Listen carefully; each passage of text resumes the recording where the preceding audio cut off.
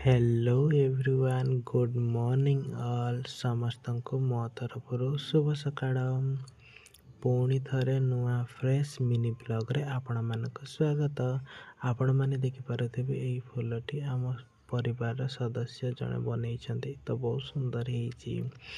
एइठी देखि पारथिबे मु हमर गेंडु बगीचा आड़ को टिके चली जाई देखुछि जे फूल सब केते फुटिछि।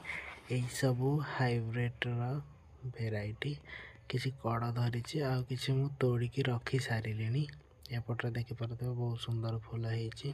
तो मु आउ टिके आगु गली सेठी गोलाप फूल फुटी आपण मैंने देखी पारे। तो देखिकी जमी मन भरलानी मुझको टिके धरिकी देखुची बहुत ही सुंदर है। गोलाप फूल मत पर्सनाली बहुत ही भल लगे। क्या बाड़ी गोलाप फूल लगे प्लीज वीडियो रे कमेंट करेंगे।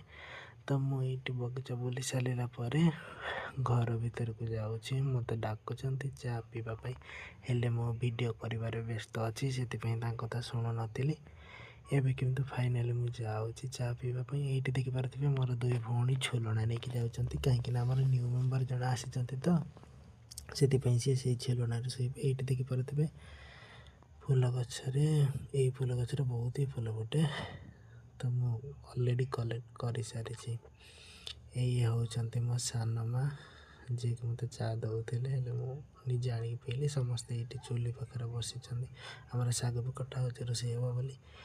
तो ये मुझे फूल कलेक्ट कर सारी माँ तो आज ब्लॉग रे एतिकी ही थिला। देखा आउ एक शॉर्ट मिनी ब्लॉग रे से पर्यंत रही जय माँ आदिशक्ति बाय बाय।